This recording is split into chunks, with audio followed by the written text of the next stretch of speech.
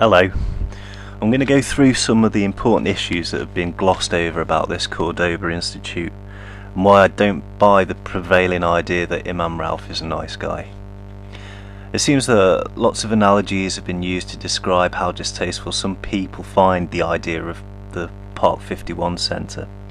This has for the most part led to claims of bigotry and a lack of understanding by others.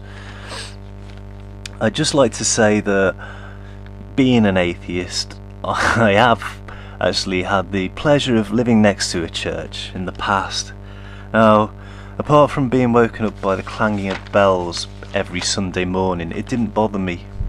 The fact that people went there to worship a genocidal god who is creating souls to torture for eternity didn't really cross my mind.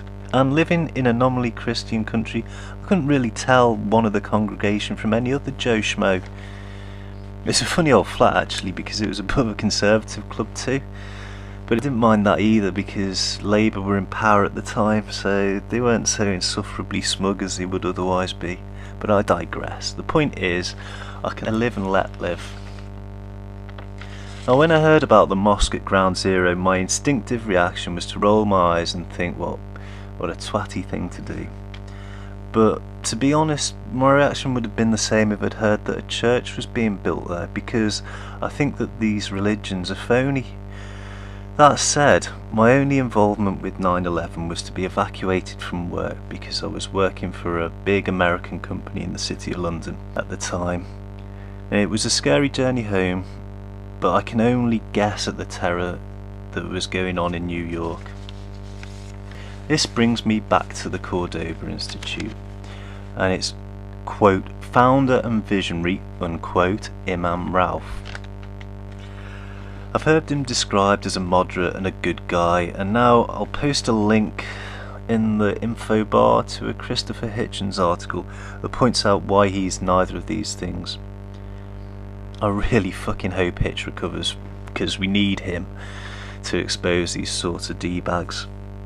Anyway, Imam Ralph, to give you a flavour of what a cuntbag hypocrite he is, I'll quote him. "We tend to forget in the West that the United States has more Muslim blood on its hands than Al-Qaeda has the hands of innocent non-Muslims." What a wanker. What a wanker. How would he like it if someone was to point out to him that Muslims have more Muslim blood on their hands than the US does? He goes further and says that the US bears some of the blame for 9/11, so if I was a New Yorker, I wouldn't want him setting up a club and propagating that kind of prick attitude.